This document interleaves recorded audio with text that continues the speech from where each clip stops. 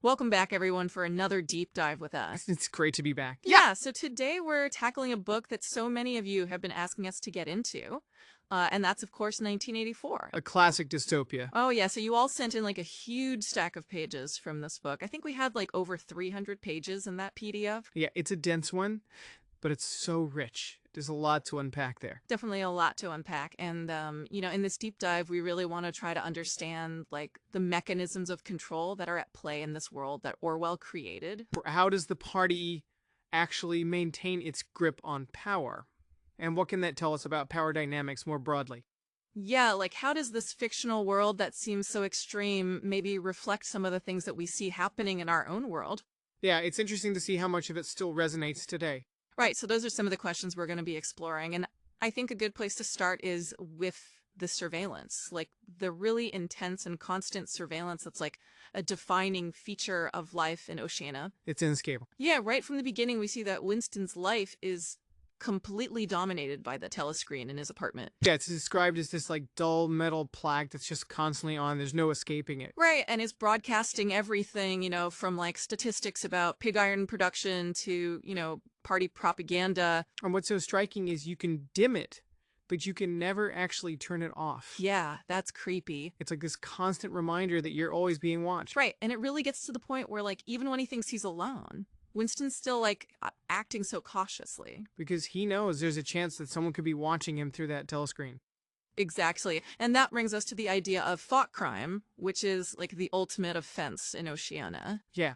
Thought crime isn't just like a bad thought. It's any thought that deviates from the party's ideology. Even if you never do anything about it. Exactly. Even if you never speak those thoughts out loud or act on them, it's still a crime. It's wild how the party has managed to criminalize thought itself.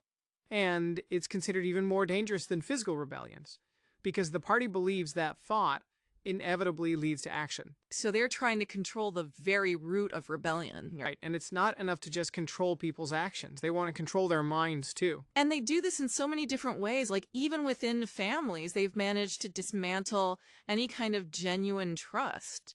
Yeah, the example of the Parsons children is particularly chilling. Oh, yeah. I mean, it's messed up enough that these kids are basically encouraged to spy on their parents. Right, they're like little junior spies. But then to actually accuse their own father of being a thought criminal? Like those accusations of traitor, it's just so disturbing. It's a really good example of how the party has managed to twist even the most basic human relationships. Yeah, like family loyalty is completely subverted to loyalty to the party. So they've got the surveillance covered. They're controlling people's thoughts, but they're also meticulously controlling the past. And that's where the Ministry of Truth comes in. I mean, true. Yeah. And this building is insane. It's like this massive pyramid of white concrete. It just towers over everything. It's a symbol of the party's. Totally. And then you've got those slogans plastered all over it.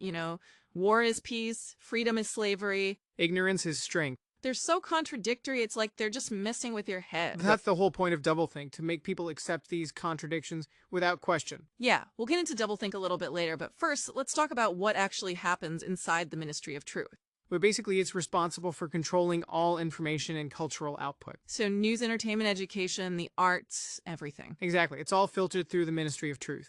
And Winston works in the records department, and his job isn't actually to correct mistakes, it's to rewrite history. Right, to make sure that the historical record always aligns with the party's current narrative. Like Big Brother can never be wrong.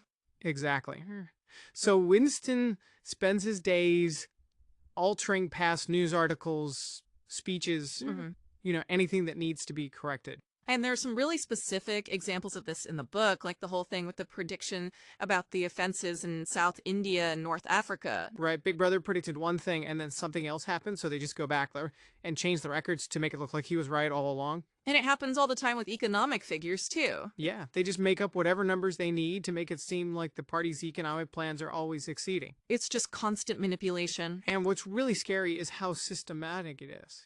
Like, they actually destroy all the old documents in newspapers. So there's no evidence that anything was ever changed. Yeah, and they even have those memory holes where they just chuck all the unwanted paper.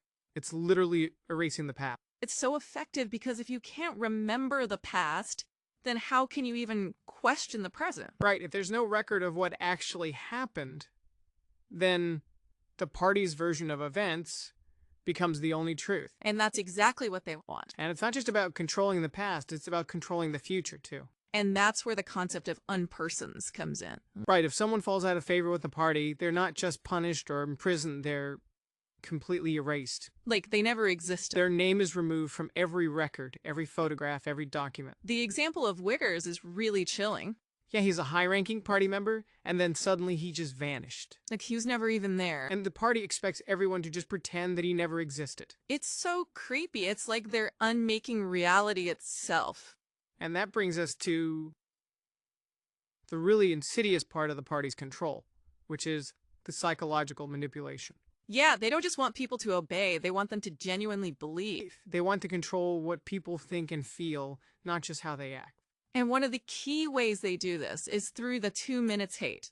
This is a daily ritual where everyone stops what they're doing and watches a telescreen broadcast. And it's basically just 2 minutes of pure hatred directed at Emmanuel Goldstein. He's the supposed enemy of the party, the figurehead of all rebellion. And it's designed to elicit this totally visceral reaction from people. Like they're screaming, they're throwing things at the screen. Even Winston, who knows it's all a sham, even he gets caught up in it. It's a powerful example of how easily emotions can be manipulated and directed. And how quickly the object of hatred can be shifted. Right, 1 minute they're hating Goldstein, the next minute it could be someone else. It's like a pressure valve. It allows people to vent their frustrations, but it also prevents them from actually directing that anger at the party. And it reinforces the idea that there's always an enemy to be feared. Right. But someone to blame for all the problems. It's a classic tactic of totalitarian regimes. And then we meet O'Brien, this inner party member, who Winston is like strangely drawn to. He's a very complex character. Yeah, he's physically imposing. He's got this like aura of power. But he also seems intelligent and maybe even a little bit unorthodox. Yet Winston gets this feeling that O'Brien might be someone he can talk to, someone who might understand him. Yeah. And it's interesting because O'Brien is an inner party member. He represents like the elite of the party. So Winston's hope that he might find an ally in O'Brien is pretty significant. It shows how desperate he is for connection, for someone who sees the world the way he does. And then we have to talk about newspeak, the language that the party has created. It's not just a new language, it's a tool for controlling thought. Yeah, the goal is to literally limit what people are capable of thinking. They do this by reducing vocabulary, almost eliminating words, for concepts that they don't want people to think about. Like the word free. In newspeak, free can only be used in a very limited sense, like, this dog is free from lice. But the concept of political or intellectual freedom is gone. Because those ideas are dangerous to the party. And then you have words like old think, which is basically a catch-all term for any thought that deviates from party doctrine. It's a way of dismissing any kind of critical thinking. And then there's double think, which is like the ultimate mind game. It's the ability to hold two contradictory beliefs at the same time and believe both of them. Like the classic example is war is peace. Right. Or the names of the ministries themselves. The Ministry of Peace, which deals with war. Ministry of Truth, which is all about propaganda. It's all about forcing people to accept contradictions, to abandon logic. And it works because eventually people just give up trying to make sense of things. They just accept whatever the party tells them. And that's the ultimate goal of the party's psychological manipulation, to create a population that doesn't even question their reality. But even in this world of total control, there are still flickers of rebellion, and that's where Winston's diary comes in. Yeah, that's his first act of defiance. He knows how dangerous it is if the party finds out he could be vaporized. But he can't help himself. He needs to express himself somehow. And there's something so powerful about the fact that he chooses to write in a physical diary. Yeah, it's a rejection of the party's technology. It's a way of reclaiming his individuality. And the date he writes is April 4th, 1984, which is like a direct challenge to the party's control of time. It's like he's marking his own place in history. And then there's Winston's hope in the proles, the working class who make up the vast majority of the population. He sees them as a potential force for rebellion because they're not as closely monitored as party members. And he observes them like in the pubs and in the markets, and he sees these glimmers of humanity. Yeah, like their resilience in the face of poverty. Their instinctive reactions to danger. Their memories of the past. But he also struggles with the fact that the proles seem mostly content. They're not really interested in politics or philosophy. And they lack the organization and the awareness to really challenge the party. So Winston's hope in the proles is sort of a bittersweet thing. And then there's Julia. She's got a completely different approach to rebellion. She's more pragmatic. She's just interested in enjoying herself. She hates the party, but she's not really interested in overthrowing it. She just wants to find ways to live her own life to experience pleasure. And her rebellion is very physical. Yeah, she's all about sex and breaking the rules. Which is a direct challenge to the party's control over people's bodies. She's basically saying, my body is my own, and I'll do what I want with it. And Winston is drawn to her energy and her defiance. And they find a kind of freedom in their secret meetings in the countryside and in that rented room above Mr. Charrington's shop. Yeah, those stolen moments become so precious to them. It's like they're creating their own little world outside of the party's control. But it's also precarious. They know they're risking everything. And then there's the Brotherhood, this rumored underground organization led by Goldstein. But it's not even clear if it actually exists. Julia doesn't believe in it. And O'Brien later claims that it's not really an organization in the traditional sense. He says it's more like an idea that can never be destroyed. But it's hard to know how much of that is true. And Winston has this recurring dream of a place where there is no darkness. And he associates it with O'Brien. He thinks it represents hope for the future. But of course it turns out to be something very different. It's the Ministry of Love, where Winston is ultimately tortured and broken. Which brings us to the core of the novel, the nature of power itself. And the party's motivations for seeking power are pretty chilling. Yeah, O'Brien lays it all out for Winston, and it's not about improving society or anything like that. It's about power for its own sake.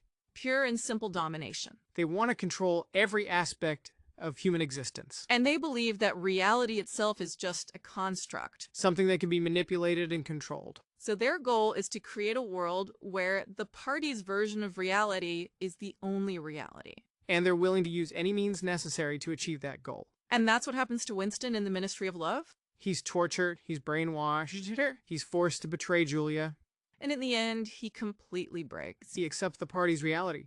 He loves Big Brother. The really bleak ending. But it's also a powerful warning about the dangers of totalitarianism. And I think it's really interesting to think about how some of the themes in the book resonate with our own world. Yeah, like the whole idea of surveillance. I mean, we live in a world where we're constantly being tracked and monitored. Our online activity, our phone calls, our location. It's all being collected and stored. And it's not always clear how that information is being used. And then there's the way that information is manipulated and controlled. Especially online. With the rise of fake news and propaganda. It's getting harder and harder to distinguish truth from falsehood. And that's something that Orwell was really concerned about. He saw how easily people can be manipulated by propaganda. And how important it is to be critical of the information we consume. So I think 1984 is a really important book to read even today. Because it forces us to think about the dangers of unchecked power. And the importance of defending freedom of thought and expression. Yeah, it's a reminder that we need to be vigilant. And to never take our freedoms for granted. So that's our deep dive into 1984. Thanks for joining us. And we'll see you next time for another deep dive. Bye.